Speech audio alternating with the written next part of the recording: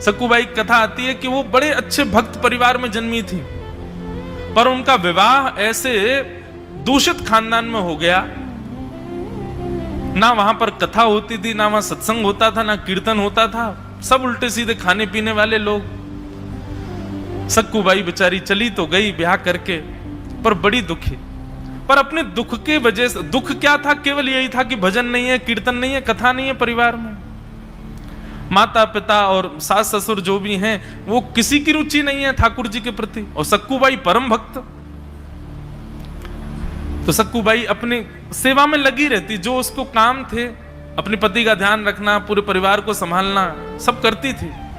पर एकांत में बैठ करके ठाकुर जी से खूब रुदन करती थी, आपने ऐसा क्यों किया मेरे साथ? मुझे केवल आपकी कथा सत्संगी तो प्रिय है, और आपने उसी से वंचित कर दिया मुझे। बंधुओं, ठाकुर जी जिससे बहुत ज्यादा प्रेम करते हैं ना, उसी को अपना वियोग देते हैं। ये बात आप लिख लो कहीं पर। जिसको बहुत जल्दी संयोग मिल जाता है ठाकुर जी का, ठाकुर जी के कीर्तन का, ठाकुर जी की कथा का, ठाकुर जी के दर्शन का, ठाकुर जी की तीर्थ यात्रा का, ऐसा नहीं है कि वो ठाकुर जी को प्रिय नहीं है, पर वियोग ये प्रेम का एक स्वरूप है। हम जिससे अत्यंत स्नेह करते हैं, उसके स्नेह को देखने के लिए उसको वियोग देते हैं। जैसे कभी बालक थोड़ा बड़ा हो जाए, माता पिता का प्रेमी हो जाए, तो माता पिता जानबूझ करके उसको कक्ष में अकेला छोड़ के बाहर जाते हैं, देखे तो सही व्याकुल होगा कि नहीं। और उस समय का व्याकुल बालक देखने में माता पिता को सुख लगता है कि देखो हमारे लिए कितना व्याकुल हो गया। ठीक वैसे ही प्रेम का मतलब केवल सदा संग रहना नहीं होता, प्रेम का मतलब वियोग देना भी होता है, और वियोग देना ही होता है। ठाकुर जी देते हैं। सक्कूबाई को वर्षों तक कथा कीर्तन का लाभ नहीं मिला, लेकिन सक्कूबाई ने अपना धर्म नहीं छोड़ा, अपना सब निभाती थी। ठाकुर जी से रोज प्रार्थना करती, शिकायत करती, पता नहीं क्या करेंगे मेरे साथ, आपने क्यों मुझे कथा से वंचित किया। एक दिन उसी नगर में कोई भागवत जी की शोभा यात्रा जा रही थी, सक्कूबाई बर्तन मांज रही थी, और तभी ढोल नगाड़े और सुंदर कीर्तन की ध्वनि सुनाई दी। तो खिड़की से झांक करके देखा तो भागवत जी की शोभा यात्रा जा रही है। देख करके उनके तो रों रों पुलकित हो गए, आनंदित हो गई, बोले कि आज तो धन्य हो गया, हमारे नगर में कथा हो रही है, मैं कैसे भी चली जाऊं, कथा सुन आऊं, मन बहुत विचलित हो रहा है। कोई बात नहीं, सास से जाके प्रार्थना करूंगी, मान जाएगी। अपनी सास के पास गई और जाकर के कहा, माँ मैं इतने दिन हो गए, मैंने कभी कुछ नहीं कहा आपसे, पर आज मैं आपसे कुछ कहना चाहती हूँ। हमारे नगर में कथा हो रही है, बगल में ही, मैंने सारे काम कर दिए, घर के भोजन भी बन गया, सब हो गया, सब जो मेरा दायित्व है सब मैंने संभाल लिया, कोई कार्य रह नहीं गया, जो कार्य है वो सब शाम के हैं, वो मैं आके सब देख लूंगी, पर बीच का ये समय है, इसमें मैं कथा सुनने जाऊं? सक्कूबाई की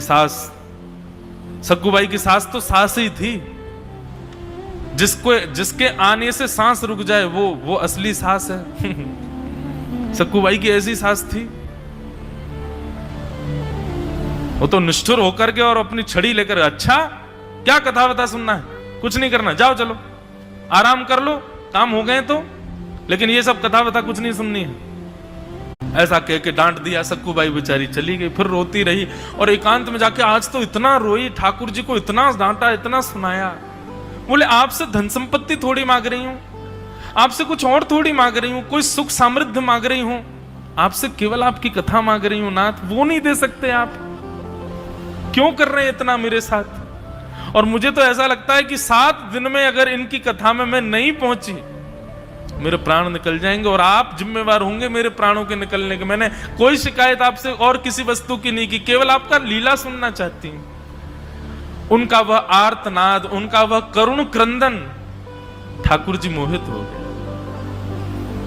और भगवान सास का रूप धारण करके सक्कूबाई के पास आ गए, और जैसे उनकी सास चलती है, जैसे बोलती है, जैसे भौं अपनी मरोड़ के रखती है, वैसे ही बिल्कुल ठाकुर जी बन के आए, और सक्कूबाई से आगे, ए सक्कू, बोले हाँ जी माँ आज्ञा, तेरे को कथा सुनने का बहुत मन था ना, चल सुन, एक काम कर, चली जा, लेकिन सुन समय पे आइयो, वापस आ जाइयो, और सुन वहां प्रसाद मिलेगा ना, और लेके आना मेरे लिए भी। सक्कूबाई बोली मैं सच में जाऊं कथा सुनने? बोले हाँ जल्दी जा। बोले आप आज्ञा दे रही हैं मुझे जाने की? बोले और नहीं तो मैं ही दे रही हूं, अब तू विलंब करेगी तो रोक दूंगी, जल्दी जा। सक्कूबाई तो तुरंत महाराज वहां से उठ करके भागी, सीधी कथा में खूब नाची, खूब कथा सुनी, खूब रोई, कथा में आनंदित हो गई। बोले ठाकुर जी मेरी सास का स्वभाव मत बदलो, मेरे पति का व्यवहार मत बदलो, ऐसे ही रहने दो, बस इनको इतना कर दो कि मुझे आपके पास आने दिया करें। लौट करके सक्कूबाई जैसे ही घर गई तो ठाकुर जी तो अंतर ध्यान हो गए, असली सास बैठी थी। सक्कूबाई ने जाकर के प्रणाम किया, मां लो आपके लिए मैं प्रसाद लाई हूं, बड़ी अच्छी कथा, व्यास जी ने ये सुनाया ये सुनाया ये सुनाया। सक्कूबाई की सास ने प्रसाद दूर फेंक दिया, किससे पूछ के गई थी तू? सक्कूबाई बोली अरे आपने ही तो आज्ञा की थी, जा चली जा कथा सुन के आ, आप ही तो बोली थी मुझसे, और मुझे ये भी कहा था प्रसाद लेके। बोला अच्छा झूठ बोलती है।